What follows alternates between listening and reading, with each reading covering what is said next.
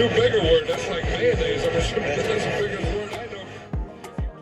Hello, everyone, and welcome on into the Unabated podcast. It is a good trio for us here today on a wonderful beginning of the March Madness tournament. Officially, Selection Sunday has come and gone, and now here we are on the cusp of the play-in games, and that means we're so close to round one. Peter Jennings and Captain Jack joining me here today. We're going to be talking a little bit about some of these individual games, but really, we want to get a bit more into the process here on this show, especially Peter, Jack. I'm looking forward to hearing how you guys are approaching some of these round one games and how you're going to transition into round two of the tournament as well. But for now, we still have some play-in games tonight. And Jack, I know that you've had your fair share of interesting stories come out of the play-in games. Is that right? I've actually attended the play-in games in Dayton, Ohio. It's a bit of an underwhelming experience because this arena just sits on the edge of the University of Dayton. Dayton's kind of a sleepy town. Across the parking lot from the arena, there's a Marriott hotel. And I happened to be on business in my former life. I was on business in Dayton. The vendors that we were meeting, they were like, hey, come to the play-in games. This is amazing stuff. You got to come see this. So I went to I think it was Liberty versus Middle Tennessee State. It wasn't anything spectacular. And we were staying at the Dayton Marriott there across the parking lot. So after the game, I went over to the Dayton Marriott, and the guys I was with like, okay, I'll meet you in the hotel bar in 5 minutes, Jack. I'm like, all right. So I go up to my room, drop my stuff off, come back out, and I was on the third floor. I was on the penthouse level of the Dayton Marriott there. And as I pressed the button to go to the down elevator, this guy walks up to also go downstairs, and it's Craig Sager from TNT. He's since died of cancer, but this was several years ago. And the amazing thing about this story is Craig Sager is wearing, and remember, this guy was known for his outlandish suits and everything. He's wearing blue jeans and a baby blue sweatshirt. And that's it. Just casual as could be. So we ride the elevator all 3 floors down, and we get to the lobby, and the doors open. And Craig Sager turns to me, and he puts out his hand. Now, he may have just been saying, you first, you can go first out of the elevator. But he did say it was a pleasure talking to you. And I figured he was shaking my hand. So I reached out and shook his hand as well. And I just remember that there was a bunch of groupies all in the lobby area there, because remember, this is a big deal in Dayton. They were all like, who's this guy that Craig Sager's talking to? And what, it was a pleasure to meet him. And they all looked at me. So then I went into the hotel bar there and found my coworkers there at the bar. No surprise. And I was sitting there, and this person sidles up beside me to the bar, gets the bartender's attention, and says, could I get an apple juice? And the bartender goes, apple juice? And he goes, yes. And I realized it is Marv Albert's father, because there's an elderly gentleman like right next to me. And I guess it's Marv Albert's father and I realized then that it's actually Marv Albert himself. He just looks that ancient old that it could have passed for his father. But yeah, Marv Albert ordered an apple juice beside me. That's my brush with greatness in Dayton, Ohio. Yeah, in broadcast especially, you don't realize just how much makeup these guys have on when they're doing these play-by-play games here, Jack. But Peter, you and I both are waiting on tender hooks here on different watches. I am on Aaron Rodgers' watch. You are on Baby Watch 2023. Glad that you could be here with us today, but also we are very much looking forward to the to the fast facts coming out once your new son has arrived, because Jack and I have a great deal of prop bets riding on this. Oh, I like it. No, it's a lot of fun. I actually streamed Club Top Shot, which I did right before this when my daughter was born, almost or a little over 2 years ago from the hospital. So different times now. Ashley somehow put up with me with that moment, which is a lot of fun. But no streaming from the hospital this time, and excited for the boy to get here. And hopefully I'll be able to catch a lot of this tournament, because it's going to be a lot of fun this weekend. Yeah, hopefully his schedule doesn't really coincide, doesn't conflict with your schedule for sports betting here, because there is a ton to get to. Although the funny thing is, everybody loves betting on March Madness, but the reality is this is starting to get towards the end of the good times to bet on college basketball, because now the menu is just that much shorter, that much more shrunken than it was when you had hundreds of basketball teams playing every single Saturday, and yet you had some great opportunities. But that doesn't mean there aren't great opportunities to find in the tournament here, both in the big dance, in the NIT, even in the CBI, if you really want to get down into it, if you're one of those people that has that knowledge.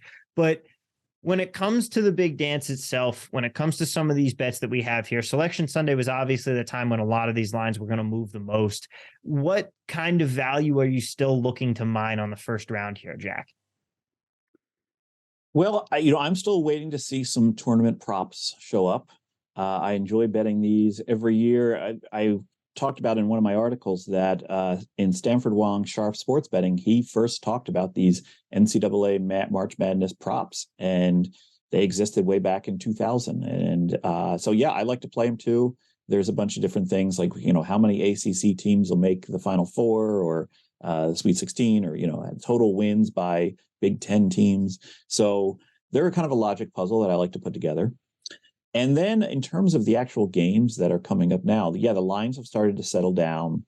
There's maybe a little bit of injury news that could possibly shake things up a little bit here and there. I mentioned before that in college, it tends to come out a little bit later. And so I'll keep an eye on some swings. I'm actually surprised that there were as many edges as there were as lines came up. And I'm looking forward to that happening again on Thursday, as those games complete and we start to see lines on Saturday games, and then Friday for Sunday games. So it's a little bit of a cycle that goes through here, and then we whittle down to the Sweet 16, and there's actually less college basketball played after this weekend. And you talk about some of those betting props that you're going to be able to get once we see the end of these play-in games and we get the actual field all ironed out. Is there anything in particular that you like to try and go after, that you try to identify as a potential edge? I mean, I do like the ones that are based on conference, and you kind of just map it out on a spreadsheet. That's what I do anyway, is I go ahead and get a spreadsheet, and then I use our friends at Pool Genius. We had them on Sunday. We had them on last week.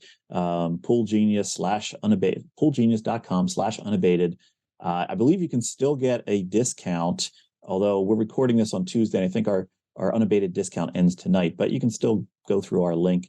The reason I bring up their site is they're really good at kind of narrowing down your probability based on team, and then you can kind of group them together based on conference for various props. I tend to try to look for as many esoteric props as I can. The weirder, the better, because that's the logic puzzle that a lot of people don't want to bother trying to solve. It kind of goes back when we bet those Super Bowl props, and I talked about how cross-sport props are sometimes some low-hanging fruit that stays on the tree longest because guys like Rufus don't want to bother with them. Most bettors are saying, I got to solve two things to win one bet. No, thank you. So I tend to look for the most out-of-the-way type of matchup prop that'll be posted, and set about to try to solve it based on the probabilities and leanings that I have based on the teams involved. And Peter, how about you when it comes to a little bit more of the game-by-game basis here? Getting into some specifics, are there any teams? I know we talked about on our Sunday show, and if people want to tune in and listen to our then live March Madness Selection Sunday reactions with Jason Lisk from Pool Genius, you can go and check out that episode as well. But now that we have the field set, we've kind of seen the lines settle down. Is there anything that you've been looking at that you've kind of identified as, people have been a little bit too high on this team or a little bit too low on this team, or perhaps people getting swept up in some of the 5-12 upsets that everybody loves to predict every year? I know that can always become part of the zeitgeist. Right. Well, I've been mostly using the edge rusher tool on Unabated, which has been great for just kind of finding some of these edges on individual games. I've seen Gonzaga pop quite a few times, and even just pulling it up now, still seeing some Gonzaga lines out there that are interesting.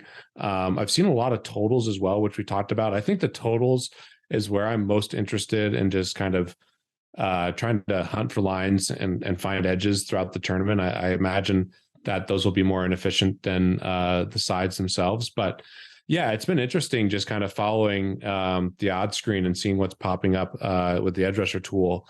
And it's been fun to see. There's been quite a few edges and some big ones as well. So depending on what books you have, I've seen some 4 and 5% edges, which is not that common. You normally see kind of in that 1 to 3% range, which looking right now as we're recording here on Tuesday afternoon, that's where most of them are. But especially in some of the odd times, I've seen some 4 and 5% edges pop up, which is fantastic.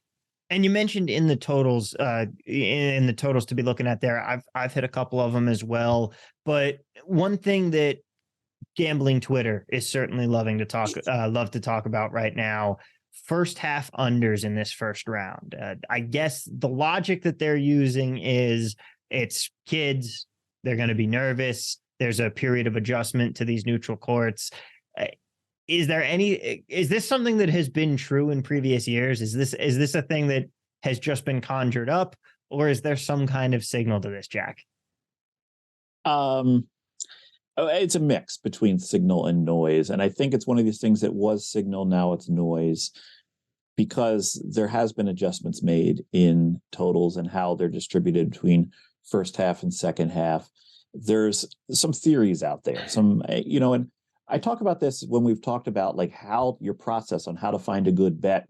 You always start with a hypothesis and then try to come up with theories as to why that hypothesis could be true. So this hypothesis that first half unders could be better, one of the theories is, well, teams, since this is do or die, they will foul a lot more at the end of games. Fouling at the end of the games causes more free throws. Free throws are shot with the clock stopped, therefore more points are scored.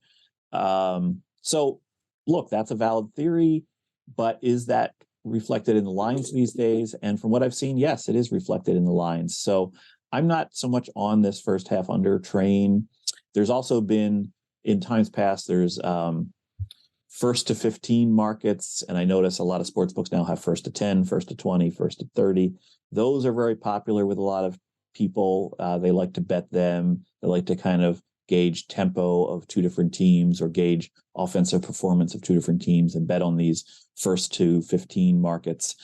There's a lot of different ways to go about it.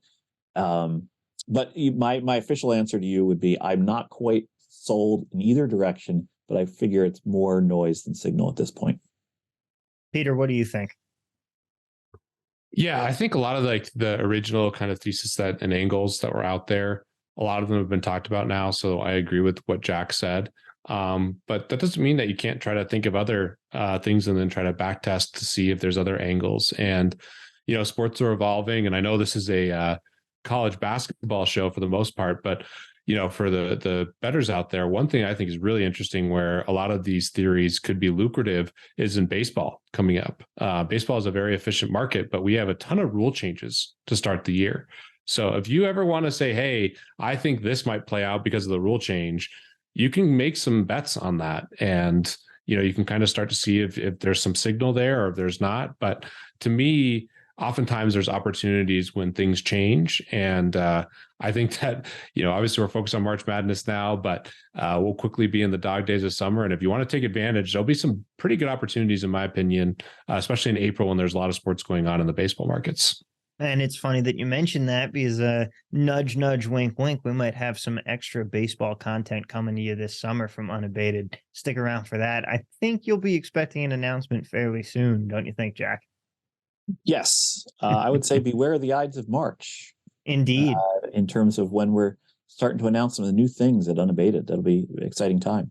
Absolutely. And for those listening to this now, odds are it's already the Ides of March. So go and check out some of the new and fun announcements we have coming up. But sticking with March Madness here, another unique thing that we're going to see in this first round a little bit is the fact that we have some of these really high seed versus low seed matchups, and that naturally gives way to some very large point spreads. And do you think that my question for you is something that I was thinking about because I was looking at some of these edges and seeing, okay, I've got an edge here on this team where this book has it at 14 and this book has it at plus 12.5. One of the things that might concern me is what you mentioned with the fact that it's a do or die game. Do you think that some of these teams who maybe in a normal game wouldn't foul down a certain amount of points might be inclined to just try as a desperation tactic? Is that something that you see where you can get burned on these little bit larger point spreads of teams opting to foul, even though the situation looks next to hopeless, just due to the fact that it is the tournament? I would say there's nothing more frustrating as a bettor than college basketball free throws. In the pros, pretty much the worst free throws, outside of some of the outliers like Shaq, but the worst are like 70% and the best are like 90%. And so they all exist in that small little range. In college, man, it is a wide distribution. And when you factor in the bonus and the double bonus and the fact that you still have some one-on-one type free throw setups, there's a lot of different outcomes that can happen when a foul is made late in the game. So it can be very frustrating as a bettor to have to sweat out somebody having to make a free throw either for you to cover in one side or the other. Now, in terms of do they foul earlier, foul more often in these tournament setups, I don't know. I don't know the answer to that. I don't have the data in front of me. I'm sure somebody has done the study on that. You could probably Google around and find somebody who's done a somewhat white paper on that kind of information. But it does make sense as a hypothesis. Peter, what do you think? I would say that can work both ways, and that can work in your favor too. I mean, you could be taking the underdog and they start playing the foul game earlier and they make some threes, and a game where maybe they normally let them dribble it out. And when they're down 18, they're still playing the foul game a little bit and they get it to 12 or whatever. So it can work both ways. But yeah, it's a little bit different circumstance where teams will do stuff that's different in the end of games than they would for a regular season basketball game.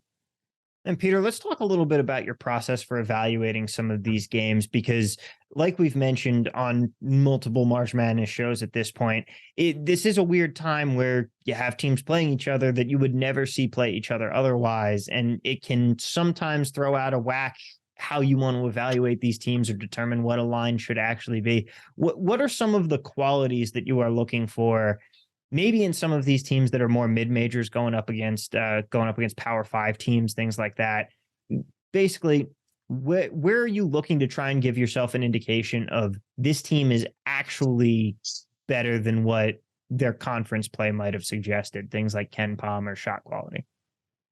Sure. So this is interesting, and I'd be curious Jack's perspective, because this year it hasn't played out as much as it has in previous years, where there's a lot of signal in the closing line and some of the line movements in college basketball. In fact, we've seen some just kind of fluky and weird stuff throughout the year. I haven't followed from the conference tournament and some of the more recent stuff, but broadly, I think there's been a little bit more variance, just uncertainty. That being said, it's still something that I'm going to pay really close attention to. And I think it's something every bettor can do, is just say, okay, here are the teams. Here's where the lines opened. Here's where the lines closed. Here's some teams that clearly sharps and people who are moving markets were on, or maybe they're just popular sides, and take that and leverage it for future rounds. So if you see a strong line move in one direction, obviously you don't want to, you may have missed it and you don't want to force anything for a bet in this round, but it's some valuable piece of information that you can take into the next round. And that could, obviously be correlated with the person being bearish on another team, but I will take note of kind of the line movements throughout the tournament. And that can help kind of dictate what I want to do going forward, especially on futures. The one clarification I just want to make sure people are certain on, oftentimes, or, a good percentage of time, around half, maybe a little bit more, depending on the circumstance, that line movement may be more an indication of the opponent than the team that got the line move. But there's still something that, you want to pay attention to, especially with the futures market. And yeah, you try to just kind of evaluate where some of the sharps are on. And then one other thing that is definitely relevant for our audience, check out this Bet the Process Calcutta. There's a lot of really sharp college basketball people in there, and I'll be very interested to see where there's some sticky bidding on some of these teams. So I'm just trying to gather information like we've talked about in other podcasts and live shows. I have not followed college basketball that closely this year, but I'm just trying to gather as much information as I can to try to make some good bets for the year. Indeed, Bet the Process with the great Jeff Ma and some other guy that I can't quite remember his name right now. It's been a while since I've run into him. But Jack, what do you think about that? Yeah, no, I agree with a couple points that Peter made there. It has been a bit of a fluky / less than efficient college basketball market this year. I say that in terms of having got a lot of feedback from a lot of unabated users saying, come on, I'm getting closing line value. I'm not winning. What's going on? What's going on? It was one of those years where things just weren't as efficient as in years past. That said, there is plenty of indication that as this tournament rolls on, you can start to see some signal in line movement, because based on all of the money that's flowing in on these things, it's not quite as inefficient in the postseason here. And I love that idea of checking out the Bet the Process Calcutta. They're filming that tonight, so people listening to this podcast, it's already out. And I believe there's a Twitter account that follows it all along as well. So I think there's a lot to learn from that, because they have some of the sharpest bettors in that Calcutta, and they're not just bidding based on the futures market on FanDuel, right? They're not just taking the big free numbers on FanDuel and saying, okay, here's my odds of winning this tournament. There's a lot of other things that factor in there, and there's even some prop bets that kind of factor in as well. So I think that's a great idea to kind of follow that, and I'm going to be doing so as well. So let's get into some specific games here now, or rather just trying to talk about some specific teams, maybe getting into that ever murky waters of trying to predict the future here. Peter, are there any teams in the futures market that you might be interested in purchasing a ticket before we get things kicked off here?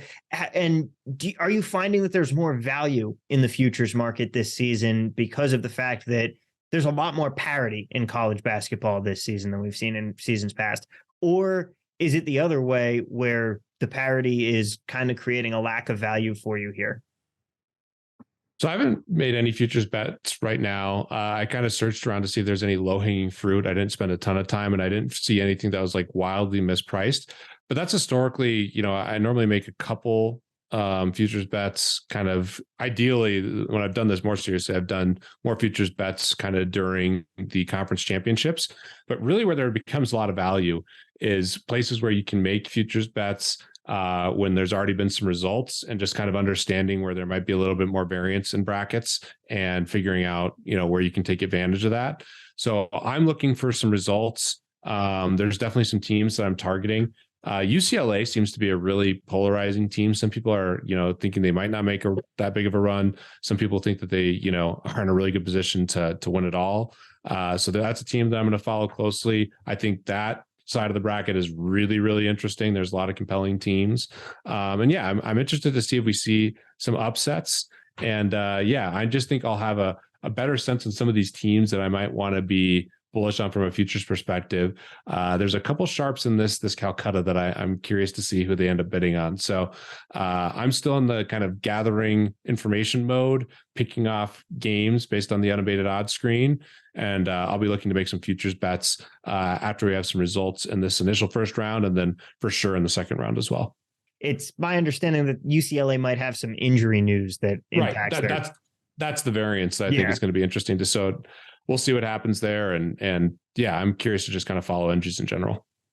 Now, Jack, how about you? When it comes to the futures market, when it comes to Calcuttas, or simply trying to mine some value out of that here, do you think that the variance that we're looking at this season with all of the parity is going to have a positive or negative effect on the futures market?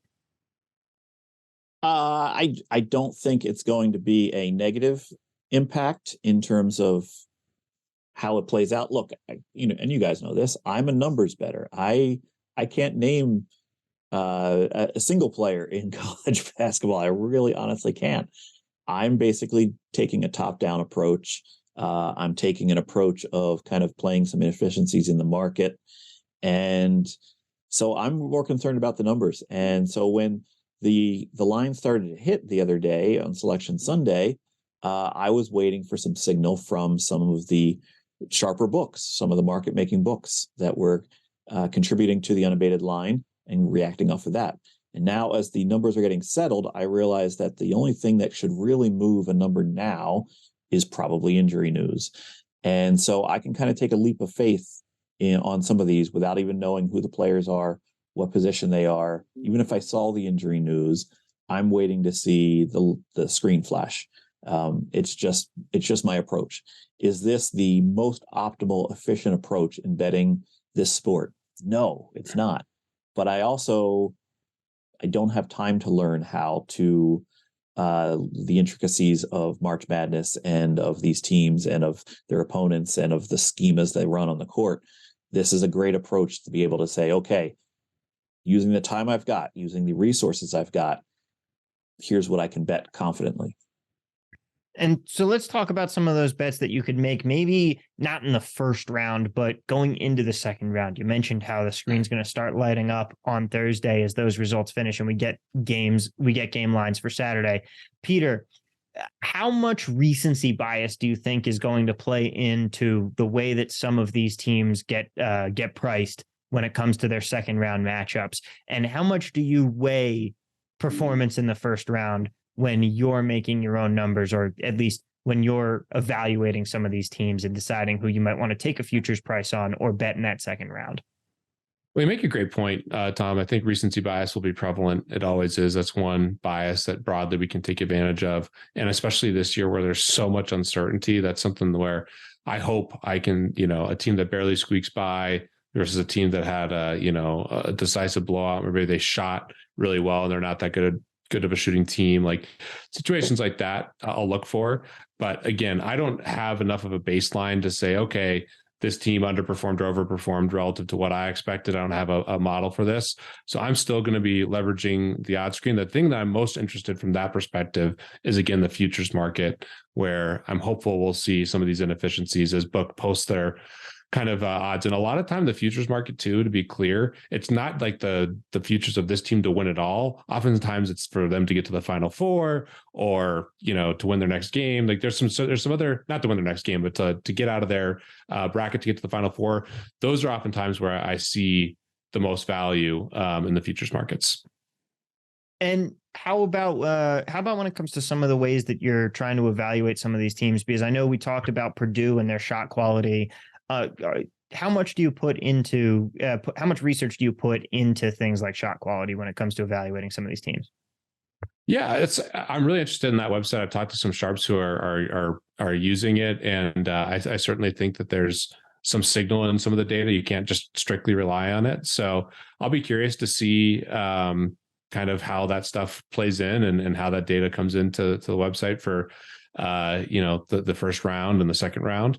And throughout the tournament. But yeah, I think one theory I have that I think is baked in more now, and a lot of people are talking about, is broadly, I want really good guard play, especially as we get farther into the tournament, with free throws and everything mattering a ton at the end of games.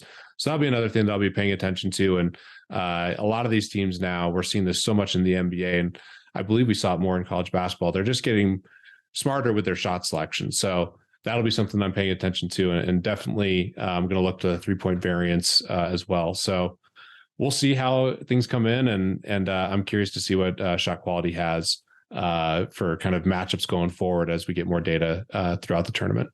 And to be clear, when I was talking about shot quality, I was just talking about, the quality of shots, but that's also the website that you are referring to here at Shot Quality.